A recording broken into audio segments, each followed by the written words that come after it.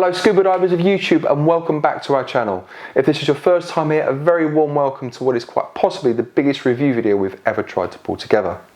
Now back in February we were diving in the Philippines. We took a Suunto D5 with us. We got back, we posted that review video. If you haven't seen it, I'll post the link at the end of this video. But after we posted it, we were inundated with people's thoughts and questions around how the Suunto D5 compares against the Shearwater Teric and the Garmin Descent MK1. Now we hadn't dived with either of the Teric or the Descent, so we weren't really very best placed to answer, and that was kind of really the starting point of how this video got into planning. We had a trip planned to Antigua at the end of May, so a few calls to our friends over at Mike's Dive Store later, and we secured the ingredients for what is probably the biggest wearable watch stroke dive computer review video to date. Now, to make things interesting, we were able to source a black Suunto D5, a Shearwater Teric, a Garmin Descent MK1, the titanium version, and also this ratio iDIVE Colour Easy with the yellow strap. All four units are wearable watches stroke dive computers, and we really wanted to put them up against each other to see how they varied. Now, if I was to call out everything that these dive computers do, I would literally be sitting here talking for hours, and I'm pretty sure that you guys don't want to sit through a scuba version of War of the Worlds. So I'm going to focus on what I think are the main things that a diver, whether you're new or you've already got a computer, what you would look for when you are buying a dive computer. There are certainly things that are in my mind. I've already reviewed the Suunto D5 separately as a separate review video. I will do the same for the other three in due course, but for now I'm going to focus on some individual things. Now, to try and make this a level playing field as I possibly could, I had all four dive computers set to the same brightness setting. I had the Suunto D5 set to aggressive. Obviously this runs the Suunto RGBM Fuse 2 algorithm, so this was set to aggressive. And the other three all run on Bullman, so I had their gradient factor set to 93/93. Now this is quite an aggressive profile, but it gave me quite an even field to run all four of them at.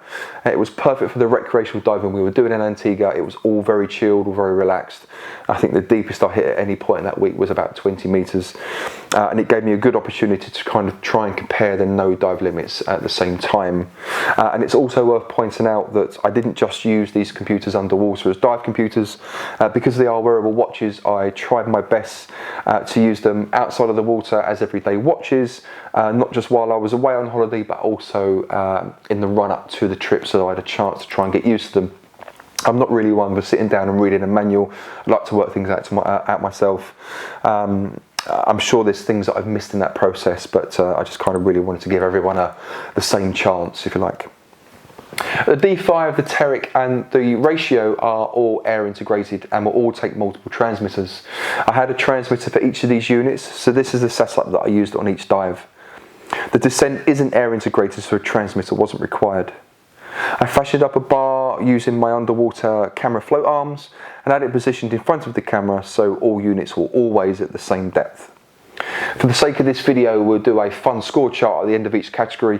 We'll score it 4 for the best and 1 for the worst. But please remember guys, these are just my own thoughts and opinions based on doing a few dives in 1 week. With these 4 units. I'm sure a lot of you have got your own opinions, and I'm quite sure that a lot of you have used, that own any of these dive computers, would have used them far more extensively than I have.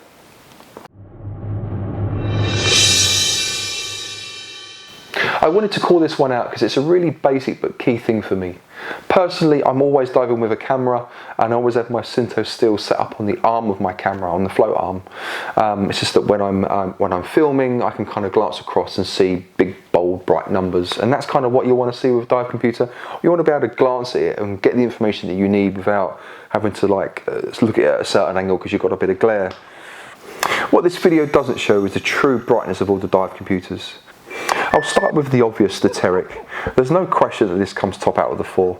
The big bold numbers were super clear, the screen just felt tidier too, there were no distracting arrows or coloured wheels around the edge of the face.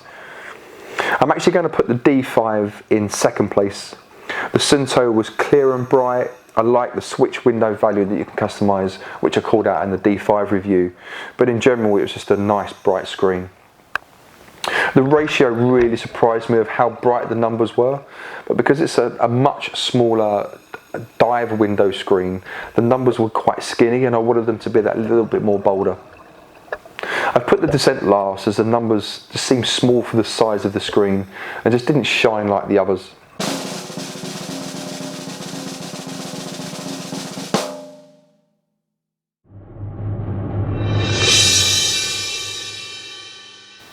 Now there's nothing more annoying than being told by your dive computer that it's low on life either just before or during a dive.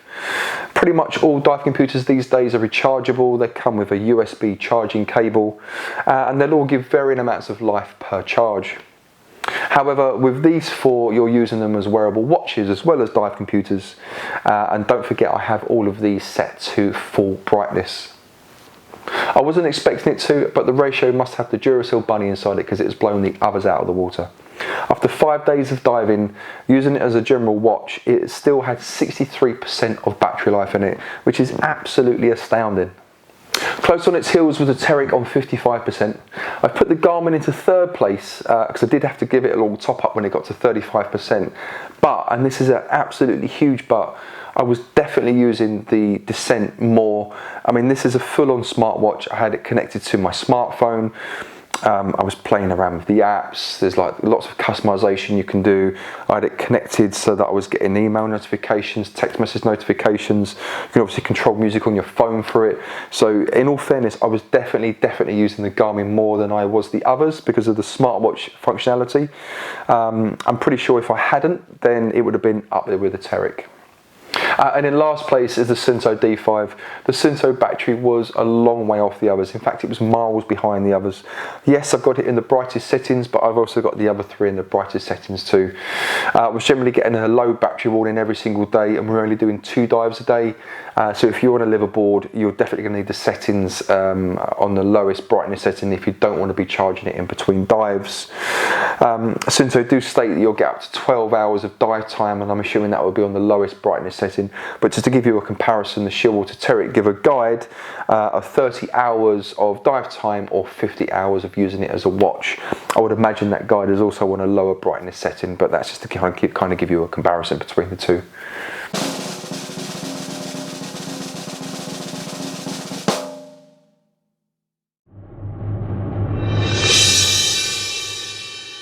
Gone are the days when your dive computer strap was a lump of moulded plastic or silicone with these big bulky cases around them, where you needed to get the kitchen utensils out to dig the back off to get to the little compartment to change the little disc battery. No, 2019 is all about customization. Leading the way, Garmin have this wrapped up in the Descent with a myriad of strap options. There are leather straps, a range of coloured silicone dive straps, metal straps and also titanium. But what makes the Descent my #1 choice is the ease in changing straps with this simple clasp mechanism. It's also designed so it can't accidentally come undone when it's being worn. With the titanium model we have here, you obviously get the titanium strap and both the short and long silicone dive straps in the box. The D5 is a close second.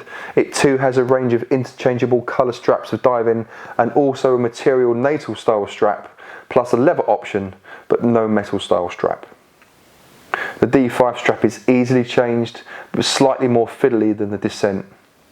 The Teric falls into third place on this one. It does have a standard watch band size, so it's compatible with hundreds of different straps, but you need the tools to change it. The longer dive strap is created by this extension that comes in the box with the dive computer. And in last place is the iDIVE from Ratio. The nature of the strap means it doesn't lie flat, and from what I can see you can only swap the strap out for a few colours that are already in the range.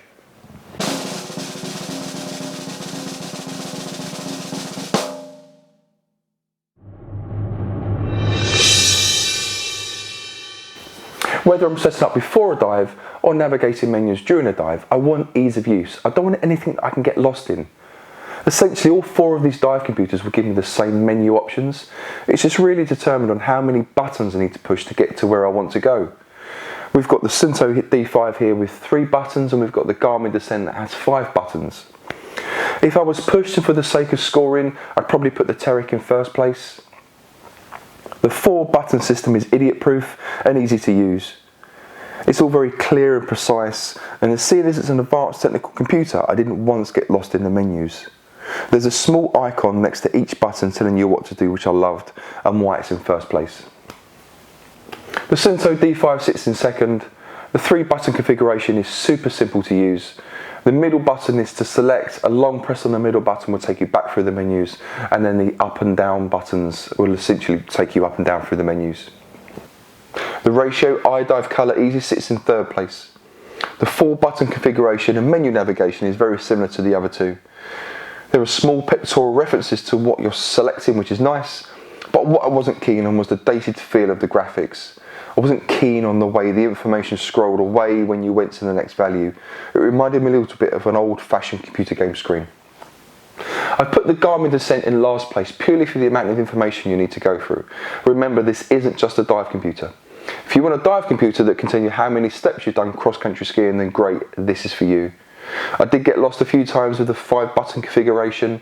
If it was clear what each button did, that would be so much easier. And I do think that if you was only using this dive computer, you'd obviously get familiar with it, so it will be a little bit better.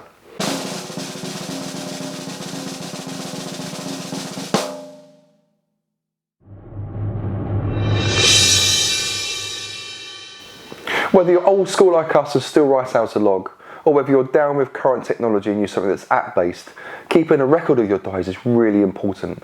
I know a number of divers that don't bother anymore, but on our recent trip to Antigua, the dive centre was insistent that we produced a logbook for them to see, otherwise we'd need to do a refresher review.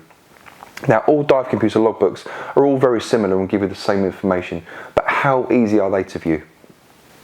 For me, the D5 gets top spot. It's easy to navigate and it's easy to get the information you need with the least amount of buttons to push. When using a transmitter, you can clearly see your start and end gas and also your sack rate, and I found the chart is really clear. There's not much to call in it, but the Teric goes second.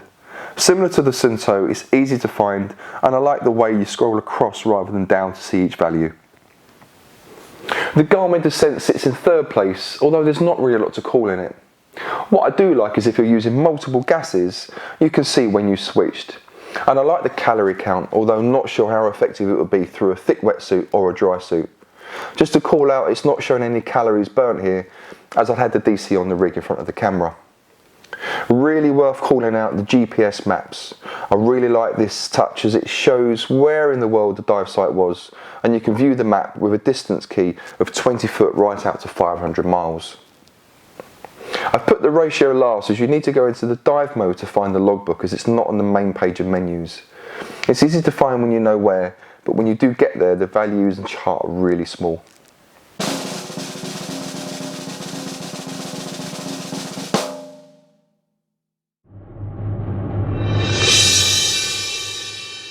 The last category I'm going to score is what I've called gimmicks and extras. Now, at the end of the day, these are dive computers. We want them to keep us safe during a dive and bring us back at the end of the dive without incident. But we all like little things, little gimmicks and bits of technology that we haven't seen before on other dive computers. Now, just to be clear, these extras don't have any bearing at all on these computers as dive computers, but there's a few things that I did want to call out. The Garmin gets top spot. This is an app-based smartwatch, and once connected to your smartphone, you can read text, emails, answer calls, see your step count, calories burnt. It's got a barometer, you can see your altitude. With the GPS and map function, you can navigate, and with the various based apps, you can track progress in a number of different sports and activities, from golf to mountain biking to stand-up paddleboarding. You can control the music playing on your phone, and there's even a cool Find Me phone function that's a bit like the kids' game of hot and cold when trying to find something. There's a lot of customization options, even just for the watch face alone. Honestly, this will provide hours of fun. The Teric gets second spot purely on the different options of watch screen face. I'm also totally in love with the charge cradle. When on charge, the screen turns 90 degrees, so it makes a great little bedside clock.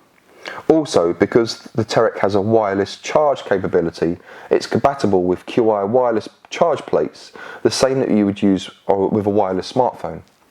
This means that if you have one of these pads, you don't need to take the charge cradle when travelling.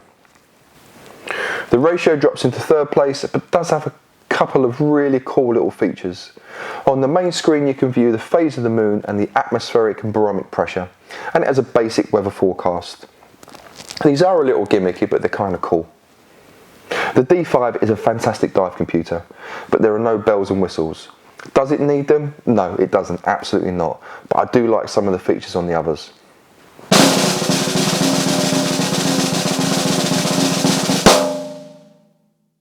So they're the 6 categories that I was going to score on. As I said before, it's just a bit of fun. They're just the categories that I came up with. But let's look at the final scores.